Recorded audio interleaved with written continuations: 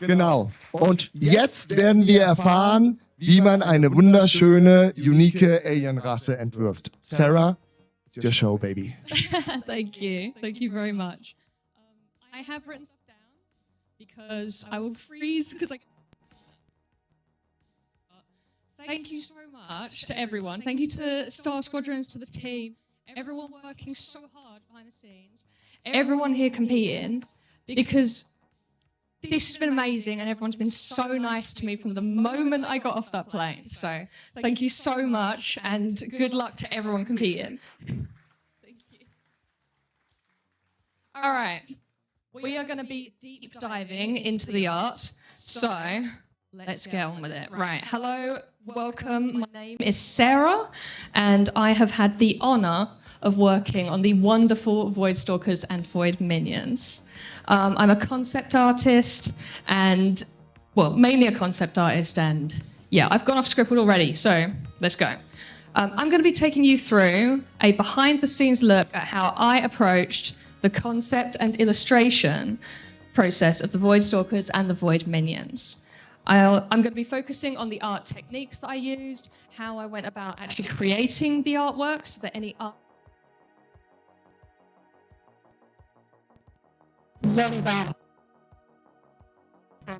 concept all the way up to illustration. I think you'll get a lot out of this. I will have a Q&A section at the end, so think of questions that you want about art or just anything, and I will come to you right at the end for you. Thank you. Oh, it's weird that I can hear when I say Right. So a little background about me first. My name is Sarah, as I said. I'm from England. This is an Essex accent, if anyone's wondering. I started my career when I didn't get into art school. So I was accepted into the school, into a top school in New York, and I was hoping that I could create comic books. But unfortunately, I wasn't able to get a scholarship, and my lifelong dream of being an artist was crushed at the first stage. And then with a lot of encouragement from my mum, I thought, wait, why can't you just make a comic anyway? So at the age of 17 years old, I launched my manga graphic novel series called The Chronicles of GYZRA. There is me at 17. And I dedicated the next 10 years to that traditionally drawn trilogy.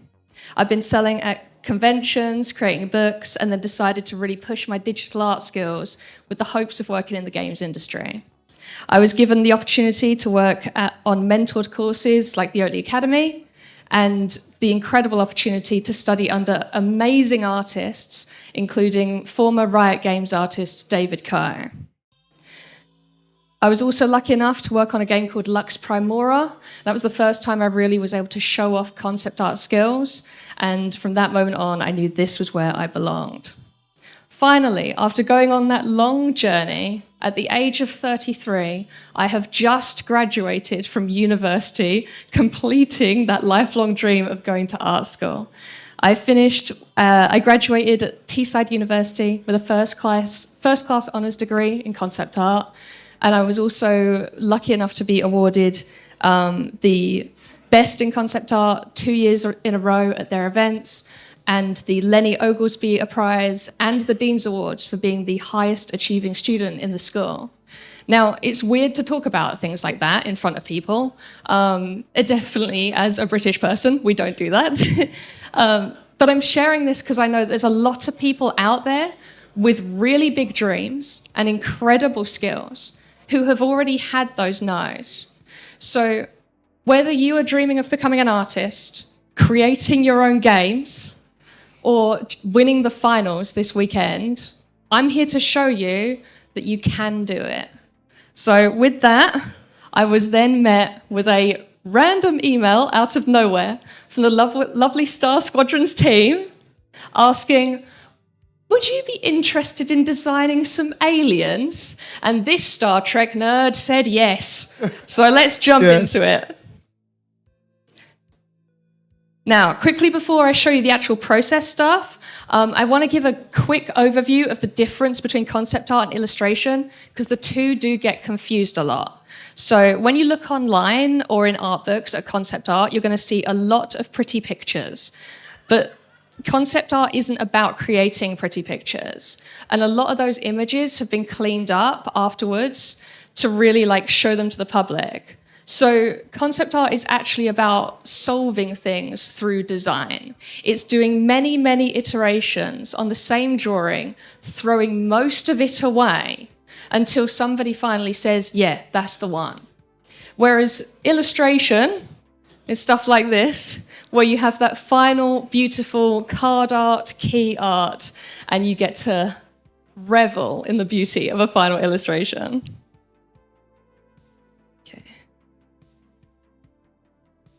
So at the top of the screen, I have the concept artist workflow in the grayscale. And at the bottom over here is this very beautiful streamlined illustrator workflow, because they are a lot more efficient than us. Let's jump right into showing you the concept art process for the Voidstalkers. So we start by breaking down the client brief, and I look for keywords. So I'm trying to figure out what the player fantasy is. So that's how you feel when you draw that card, or it's how you want your enemy competitor to feel when they see you play it. We're looking at, for the Voidstalkers, we were looking at big, powerful, and intelligent creatures. So we started with these silverback gorillas. And we were trying to really convey that intelligence in every part of the body, not just a brutal warrior race. They also needed to be relatable and something that you as a player get to embody that moment of being these creatures. So I built a curated reference board focused on power and intelligence, and then I blocked in these bipedal and quadruped silhouettes before sketching out our first set of designs. Now, different projects require different degrees of experimentation, and I had started with a fairly narrow scope of ideas, but after discussing with the team, it was clear that we needed a blue sky phase. This is where you really take things to the next level by experimenting and throwing away what doesn't work and then pushing other things to the extremes. Focusing on the portrait was the key to capturing these alien minds, and we started venturing away from the earlier ape designs to these more lizard, snake, and bug anatomy ideas, and really trying to capture the menacing warlord personality through their bared teeth expressions. The best part about a blue sky exploration stage is that you can come across things that you never expected to happen, and it unlock a whole new direction for the project. So in this case, this is where the no eyes idea appeared. So obviously, no eyes is not unique, especially with Alien being the primary example. Sorry, I'm not used to a mic. Alien being the primary example of a no eyes concept. But because we'd started with these plated and scaly creatures, we could end up with something a lot more unique with the sort of formation. So, So these are not only the initial ideas for the Voidstalkers overall, this is also trying to come up with how they could evolve and transform, because we wanted that hierarchy idea that we saw earlier. And it did get a little bit crazy towards the end, but once we pulled it back, we got something a lot more interesting. Now that we've got a clearer idea of the direction that we wanted to go in, the portrait sketches could then be combined with those earlier full body designs to try and realize a new idea. The final version did end up diverging away from this sort of gangly werewolf design, but there's actually a lot of the final concept that did get solved here. And for any of those eagle-eyed people out there, I want you to see if you can spot the things that stayed and spot the things that were thrown away. Whilst drawing these, I was starting to reassess the actual movement of the Voidstalker. They needed to be able to navigate a wide range of alien landscapes, and they also needed to be able to walk on the hull of ships and things like that. But we started to realize that we started to realize that they weren't capturing the team's heart yet. Everyone liked the ideas, but something was clearly missing. And that's when Thomas did one of my favorite things ever, got out a piece of paper. Do you remember this? Got out a piece of paper and sketched a quick idea on it. And for anyone out there who's thinking of working with artists, that is one of the most useful things that someone can do. I don't care if you think you have no artistic skill ever. If you can just sketch down a rough idea, I as an artist can figure out so much from that. And from that, we worked out that it was the quadruped side profile that we needed to work on. Yeah. Yeah, up the top here. And we were trying to find a way of getting that sort of prowling, pouncing idea, looking at, we were looking at wolves, big cats, that kind of idea. So on this next page, you can see there's the one that we chose. And you can see how we combined it with the earlier head ideas to start building up the entire body. Now, this was a bit too much for a card art. If you shrink that down, it's going to be a mess. But we were then able to take that core idea and then streamline it. And now we're heading towards the hunter silhouette that we want. So now we find ourselves at the end of the iteration process, and differences tend to be a lot more subtle here. We started adding the bulk back into the body that we'd lost from the silverback gorilla ideas, and I'm starting to focus on minute details like the spikes and the muscle definition. And then once we've got that solved, we were able to do our first set of evolution-style hierarchy, which only needed like 2 tweaks, and it was like, yeah, let's go. To explore form and function, concept artists and production artists create these things called function sheets. These could show VFX breakdowns, battle attack movements, or even how mechanical props and suits can work on a human character. But because this design was going to be used for an illustrated card game, I used this opportunity to explore how they might move around the world and help future artists create better illustrations for you guys. So we've got crawling around the hull of a ship, running across alien landscapes, changing from quadruped to bipedal, and maybe ordering people around on their ship. And it's also trying to work out what is a future artist going to need to be able to draw this from every angle.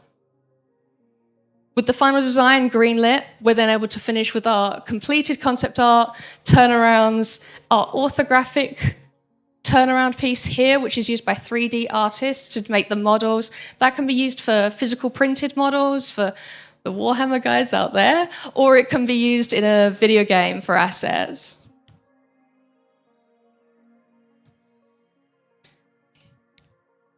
Now that we've looked at the Voidstalker concept in detail, these are your minions. Now, these were good fun to work on. Every time I looked at them, they just made me smile all the time, trying to combine that cute with feral nature.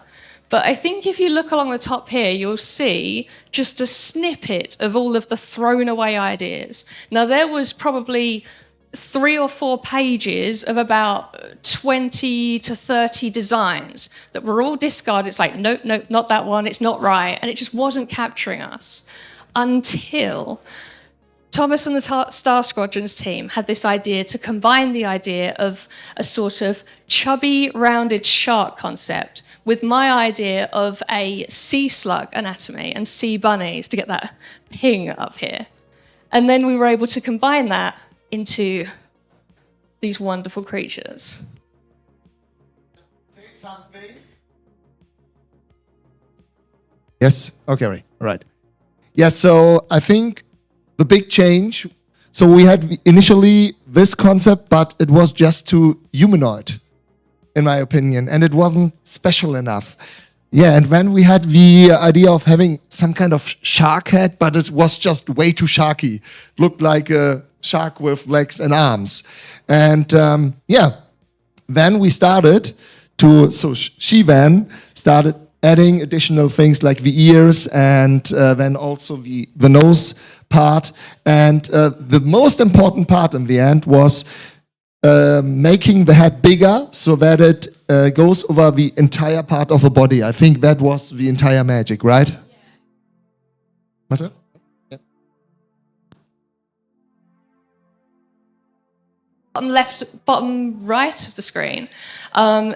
This is a trick for all the artists out there, and it's the thing that solved the Voidminions for us. If you want to make people fall in love with a character, my advice for you is this: come up with a measurement ratio. So what we did was we came up with a base size, which was the head size, and then everything else that we worked on was either a multiple of that or a half of it.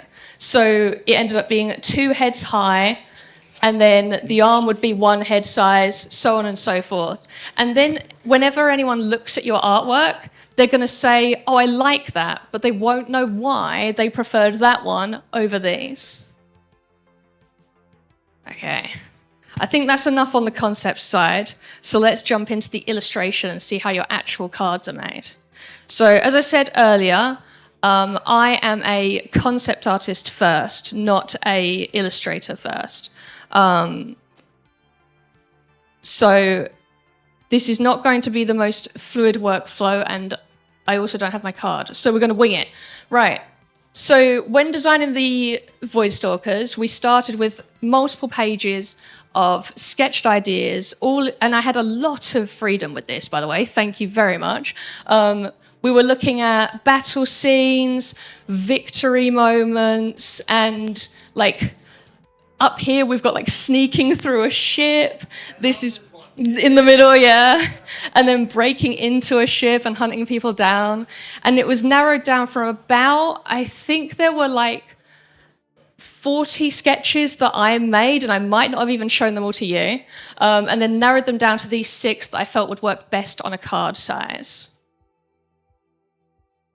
There we go. So from there, we had our favorites. Now, the original concept for this one was that the Voidstalker would be ripping up the hull of a ship. But the wonderful Star Squadrons team had a cool idea for a card.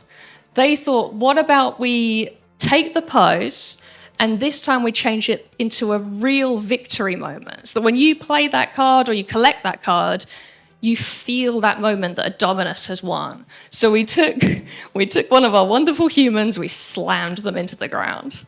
Now, on top of this was when a very interesting moment happened. So I presented 2 ideas here. The first was a plane wreckage in the background for this like fire-filled, dusty environment. The second was deep in an alien jungle. So we're going to be mud, rain, and everything. And in pure freelance wonderful reactions, I got, can we have both? And oh my gosh, okay, it was a cool idea, fire in the jungle, and then I started to think about it and I thought, but it's going to be wet, and it's going to be on fire, and there's going to be a plane, and there's going to be massive trees, and the Voidstalker is going to cover up the entire scene anyway, so why am I drawing all that background? And I presented my concerns and you've got this, so I gave it a go. So now we start with my initial color concepts. What I'm doing here is trying to set the tone of the overall piece. I did that by looking at different times of day, trying to be like, which one captures how you should feel when you draw this? And then from there, we could dive into the full painting process. So on this side, there is a looping GIF of how it worked. And then I will just show you the individual sections, which... Okay, yeah, it is that one. Okay. It's timed, so I need to make sure. Okay. Right. There's the color combination chosen. So next what I did was I went out into the forest in real life and took photos of all of the trees and everything and collaged them to start building up our jungle and blocking in that plane. I then drew some clean line art on top of it. This was based on the Star Squadrons like comic book style that you'll all be familiar with. So what we wanted was everything to really pop using that clean line art. Now, it looks like there's been a massive jump. Like, that is peak, just draw the rest of the owl. But what's actually happened here is I've taken the line art, and then I've taken the color composition from earlier and the approved grayscale sketch. And all I've done is I've painted the flat colors underneath with layers on top of each of the different lighting effects. So you end up with something that looks very close to finished very fast. With each of the different sections solved and separated by masks, I'm then able to zoom in and manually paint all of the different areas. You can see it most if you look over here at the red horns of our red cap. So I've gone in and I've manually painted with brushes all of those little pieces of texture and pieces of lighting. And then that same level of attention to detail has to be applied evenly across the entire piece. From here, we can then just start doing solving the background. So I've started adding in that fire to get the silhouette to jump out on the card. We've been pushing the plane backwards using the vines, but it still needs to be readable, and that is hard to balance. And then everyone at Star Squadrons had this idea that we could add a lot more movement into the piece by really churning up the ground and make it feel like our Voidstalker has taken this human and smashed them. And then right after that moment, that's when we freeze. Because at first I thought, do we want to see it flying through the air? But it's so much more impactful to have this moment where you've smashed and then it looks up at you. And even without the eyes, you feel it staring into your soul. Now, a little bit of color grading and some tidying up of the different edges, getting nice clean lines, pushing the midground, the foreground. And we're getting ready for our final illustration. So I would then take this final piece. This would be sent to the Star Squadrons team. We'd have already checked it with the titles and stuff on top, make sure it's all okay. And then you guys get to turn it into amazing cards that you can compete and collect. So, that one's done. Now, I'm just gonna do a little overview of some different painting tools for any of the artists out there or any artists in chat. These are all of my favorite tools that I use. So let's start by, I've got some videos so we can see it happening. So this is the lasso tool and the radial gradient tool. These are what I use to paint almost the entire painting. If you're at home, please take a screenshot of this, or you can take a photo if you're an artist. And we use those exact settings with this tool to draw the edge in, and then we pull the color into the image. So what you're going to see me do now is I'm going to use that lasso tool as our edge and paint in a new spike. And almost the entire painting is done this way to get it to a near finish final, to then be approved, and then I go in and do my manual paint strokes. This means something that can take hours and hours can be done in minutes just using these tools. So you can see the before and after there. That's in real time. So next we've got using guidelines. So this is for the orthographic line drawings. These were the things that 3D artists are going to need. So we need everything to line up perfectly. So I just pull the lines down and it means it's lined up absolutely perfectly, and we don't have to rely on the fact that I can't draw a straight line. I also used 3D to help me here. So this is a super quick mock-up that I've done in ZBrush on the iPad, which is free. Loving that, not sponsored. But you've also got Blender, you've got Unreal Engine. I really recommend experimenting. Even if you can do something, it's so tedious trying to figure out how to do it in real time. This just saves so much. Our next tool is masks. Now, earlier, there was a stage in the painting where I said that we went from just lines to almost completed painting, right? This is how that's done. So we're using clipping masks. That's where the arrow appears. And that means that whenever I draw, it's only going to go on the content underneath. So I've got this shape here, and this is going to here. And then I'm using a mask to lock that. So that's what I've actually drawn, that squiggle. But the mask on the right, this white and black, means that I can control exactly where that goes. Now, what I can also do is I can create lighting this way.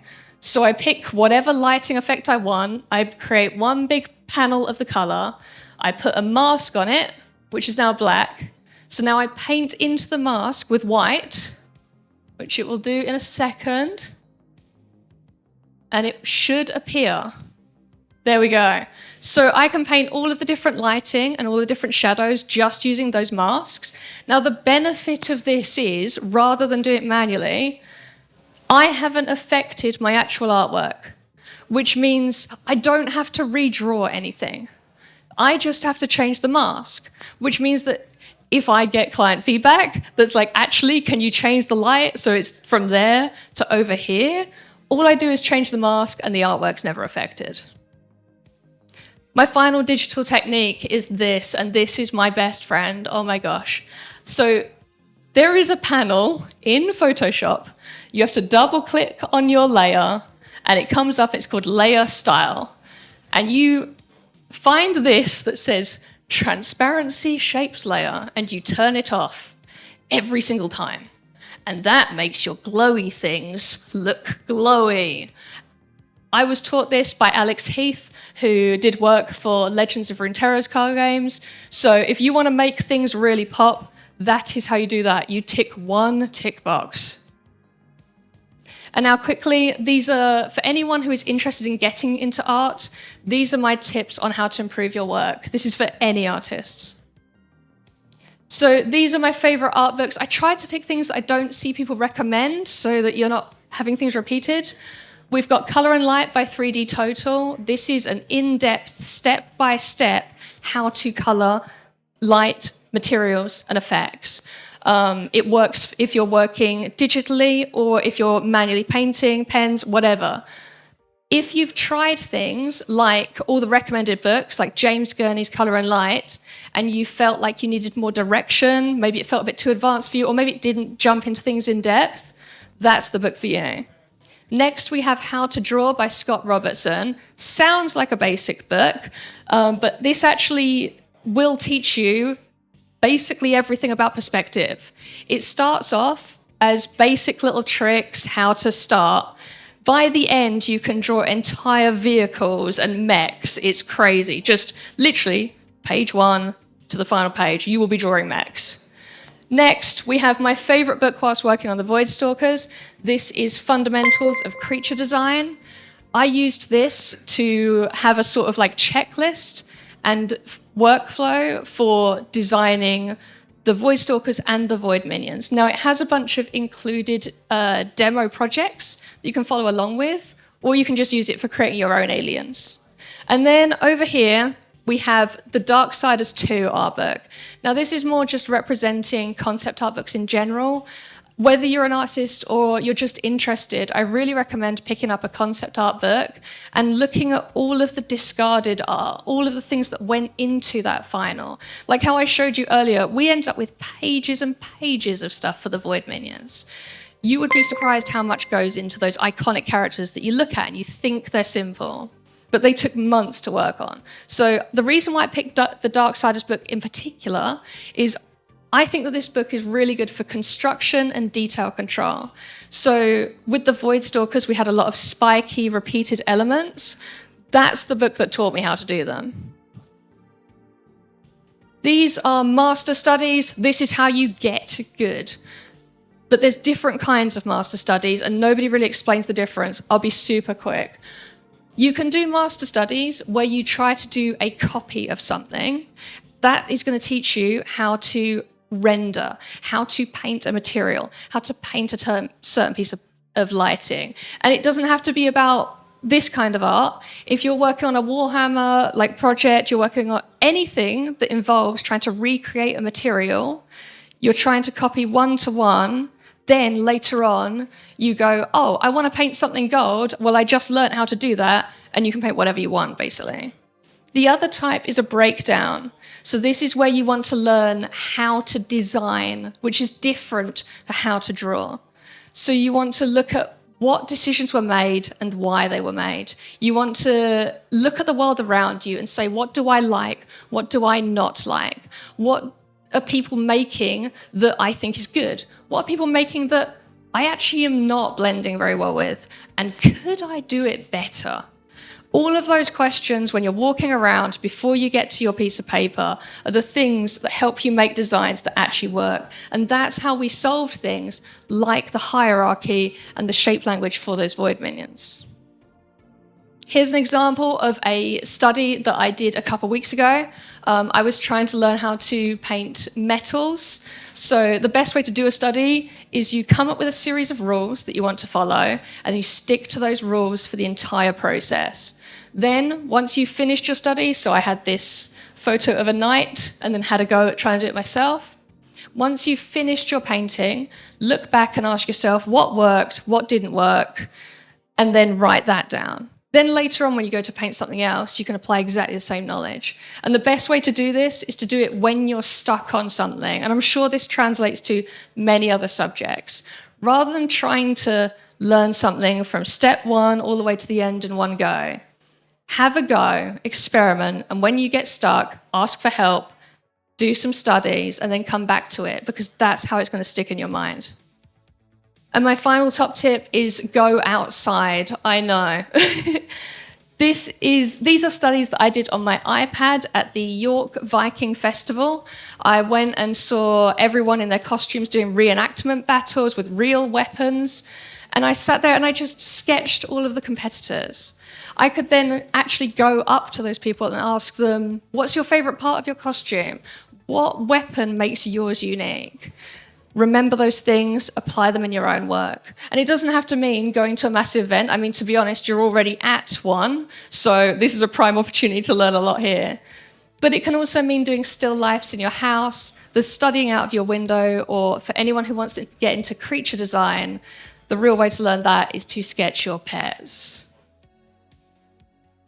Right. I'm just going to leave this on the screen for a second, but I'm not going to dive into it because I think I've talked at you enough. So anyone at home could take a quick screenshot. The most important thing here is have fun. Art is not about being good. Art is about discovering how to express something that matters. That's how you end up with projects like Star Squadrons that people believe in and want to root for because they believe in you and what you're making. So experiment, have something away from the limelight that you can enjoy creating in any field, from art to music to anything where you get to express something, and you will figure out what actually makes you tick and people care about what you're saying. So with that, I am done talking your ears off. This is Sir Nigel's drawing that he did live on the Jungle Planet. This is the entire process. I filmed the whole thing. This is about 20 hours of real life drawing time, sped up to under 10 minutes. So whilst that's playing in the background, I would love to take any questions. But before I do that, I just want to say thank you so much for listening to me. It means a lot. I know not all of it would have been the most interesting for everyone, but I hope you all found something that matters to you. So thank you for having me, and thank you so much.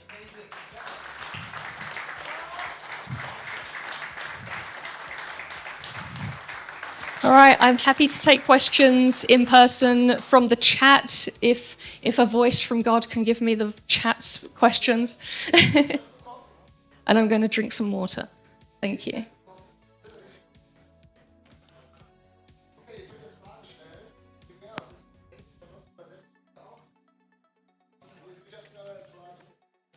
Absolutely. If anyone in the room has questions as well, and if you need translation, you can save me. Oh, it's alive.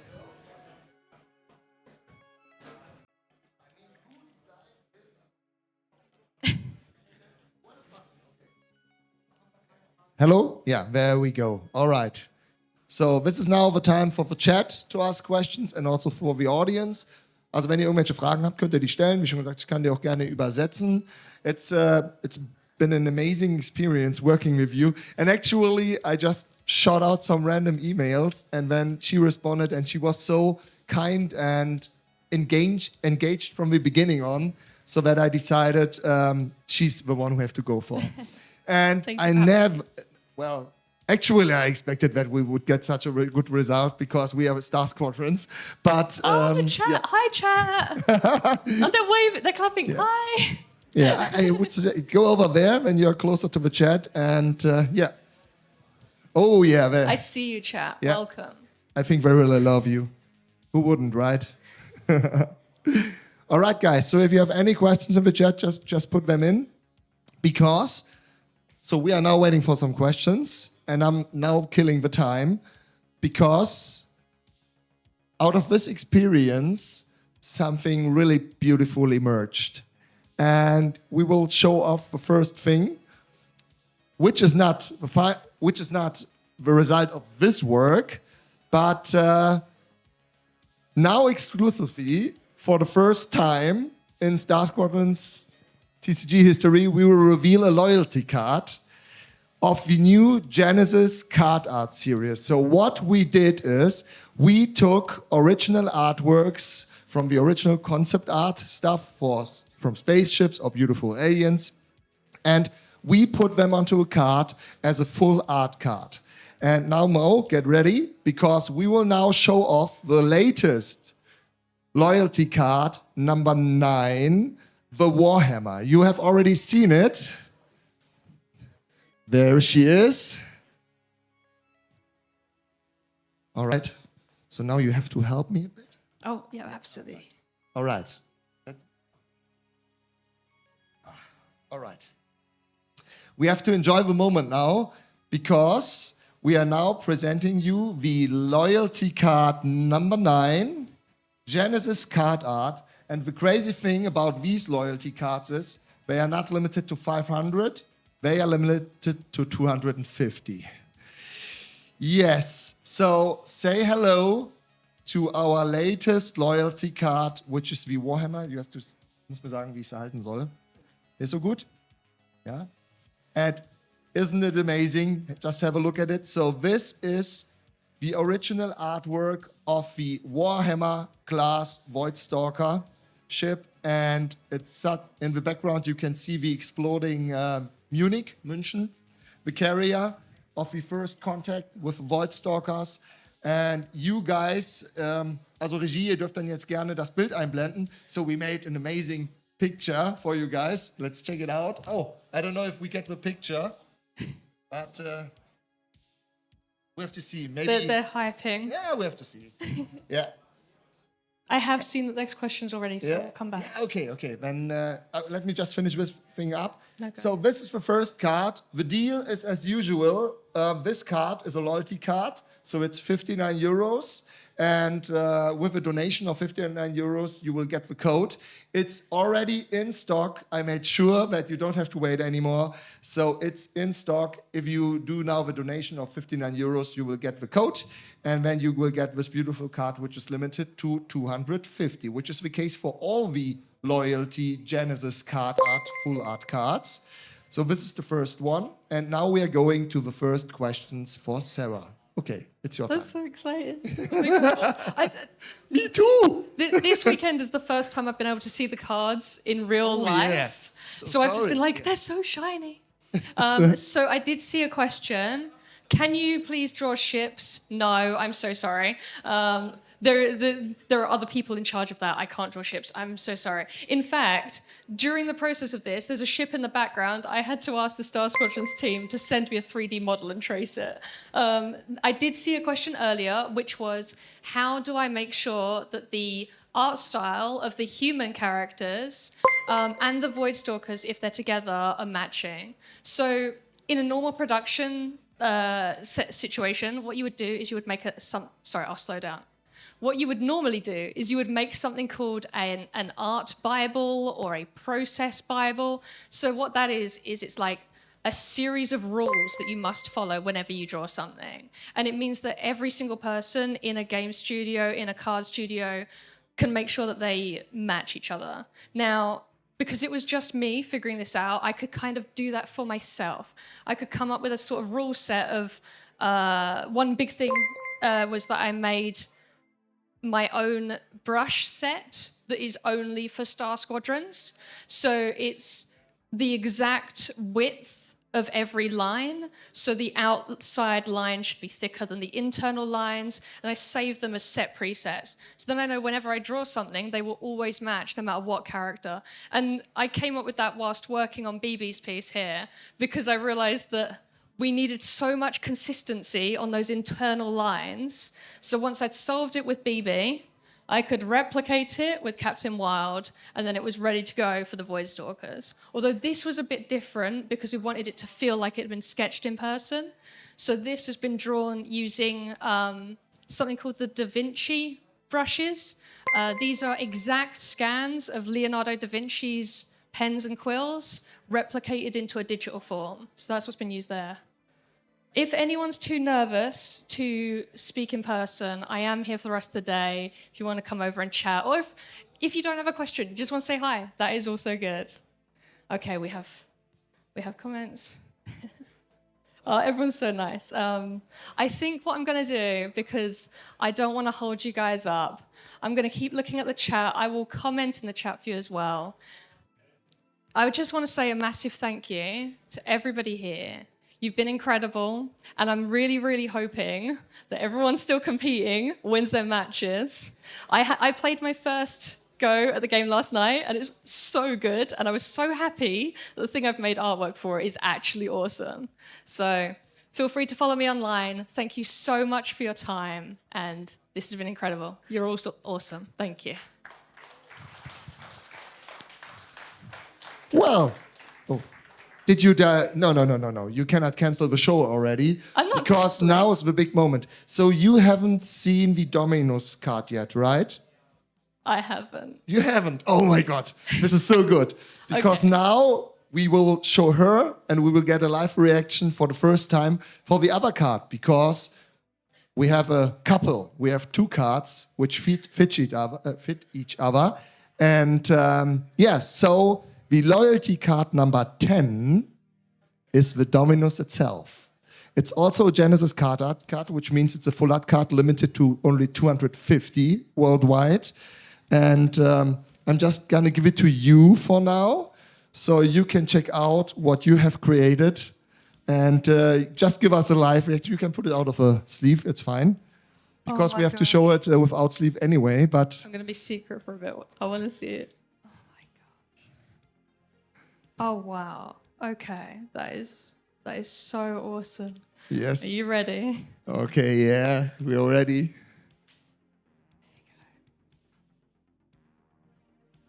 It is so shiny. All those late nights were worth it. That is absolutely beautiful. Thank you for trusting me with the Voidstalkers and the Voidminions. I'm so glad that everyone has reacted so positively to them. Wow, it's really beautiful. It's so shiny. Oh. Dankeschön. Tschüss.